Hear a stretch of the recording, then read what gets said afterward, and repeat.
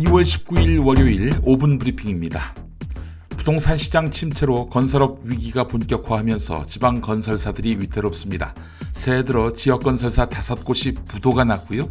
건설업 등록 면허를 자진 반납하며 사업을 포기하는 업체도 집계를 시작한 1995년 이래 최대치를 기록했습니다.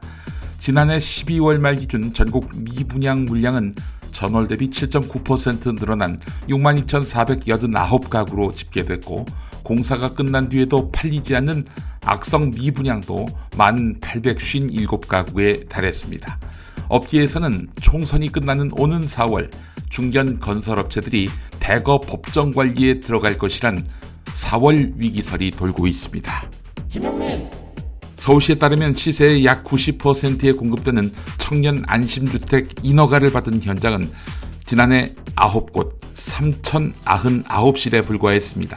2022년의 절반도 안 되고 2년 전과 비교하면 5분의 1 규모입니다. 다른 공공임대주택 사업도 전국에서 착공 중단 사업 지연 사태를 겪고 있습니다. 지난해 한국토지주택공사 LH나 지방정부가 공급한 공공임대주택 착공 건수는 전년보다 53.2% 줄었습니다. 특히 LH의 경우 임대주택 지으려고 매입하는 실적이 연간 2만 호에서 지난해에는 4,600만 호에 불과했습니다. 이건 국토교통부 장관이 때 원희룡 씨의 과실이 큽니다. 원래 감정평가로 사들여야 할 것을 원희룡 씨가 너무 비싸게 매입한다라고 딴죽을 걸자 그때부터 원가 이하로만 사들였거든요. 정부는 다시 감정가에 사들이기로 했습니다.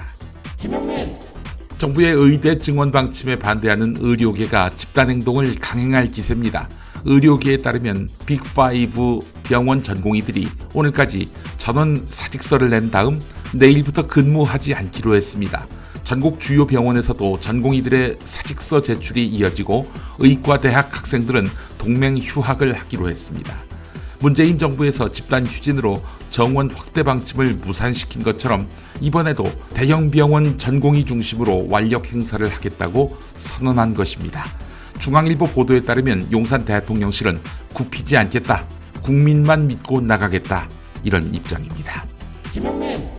지난 금요일 한국과학기술원 카이스트 학위 수여식에서 일어난 카이스트 졸업생 이틀막 사태는 일파만파 번지고 있습니다. 대통령실은 끌려나간 졸업생이 녹색정의당 당원이라며 순수한 행사를 정략적으로 이용했다고 비판했지만 가당치 않은 이야기라고 경향신문이 질타했습니다. 대통령이 연설하는 식장의 맨 뒤에서 손팻말을 들고 발언한 것이 전부였는데 경호팀이 사전 경고 없이 물리력을 행사한 것은 명백한 공권력 남용이자 표현의 자유 침해로 볼 수 있다는 것입니다. 그 졸업생은 입이 틀어막히고 사지가 들려나가는 상황에서도 연구개발 예산 복원하십시오 라고 발언했습니다.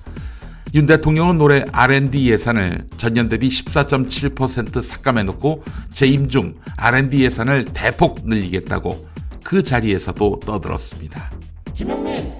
블라디미르 푸틴 러시아 대통령의 최대 정적으로 꼽히는 반정부 운동가 알렉세이 나발리가 의문사했습니다. 게다가 시신의 행방도 묘연합니다. 나발리의 측근들은 그가 푸틴 대통령의 지시로 살해됐고 당국이 시신을 은폐했다라며 반발하고 있습니다. 실제 러시아 정보요원이 교도소를 찾아 내부 폐쇄회로 CCTV를 껐다는 보도도 나왔습니다. 한편 푸틴 대통령의 탄압 분위기에도 러시아 곳곳에서는 추모 열기가 퍼졌는데요. 하지만 푸틴 대통령은 다음 달 대선에서 5선이 무난할 것 같습니다. 일말의 반대파도 용납하지 않은 푸틴 정권의 통치 방식 닮으면 안 될 텐데 싶습니다. 김영민. 신문별 주요 뉴스입니다. 조선일보입니다. 금융당국이 홍콩 H지수를 기초로 한 주가 연계 증권, 즉 ELS에 제대로 설명받지 못하고 여러 번 재가입했다가 이번에 대규모 원금 손실을 본 투자자들, 이들의 손실에 대해 정부가 과거에 벌어들인 이득은 손실에서 공제하고 온라인과 증권사를 통해 가입한 상품은 대상에서 제외하는 내용으로 대책을 마련하고 있다고 합니다. 네이버의 스트리밍 플랫폼 치지직이 사회적 논란을 일으켰던 스트리머에 대한 단속과 제재에 사실상 손 놓고 있는 것으로 나타났습니다.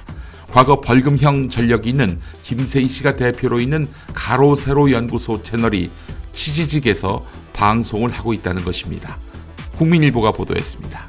개혁신당 합당이 백지화될 것 같습니다. 전장년의 입장을 지지하는 배복주 전 정의당 부대표의 개혁신당 합류를 놓고 이준석 대표와 이낙연 공동대표가 마찰을 빚으면서인데요. 이준석 전 대표는 배복주 전 부대표의 합류를 반대하고 있습니다. 아울러 이준석 대표는 선거운동 전권을 달라는 요구도 한 모양입니다. 곧 갈라설 것 같습니다. 용산의 핵관, 용핵관으로 불리고 김건희 법률 대응을 해온 주진우 전 대통령실 법률비서관이 국민의힘 부산 해운대갑 총선 후보로, 이승환 전 대통령실 정무수석실 행정관도 서울 중랑을 단수 공천을 받았습니다. 이른바 양지 공천이 표면화된 것입니다. 한편 국민의힘은 반발을 우려해서 대구 경북 공천은 2명씩만 발표하기로 했습니다.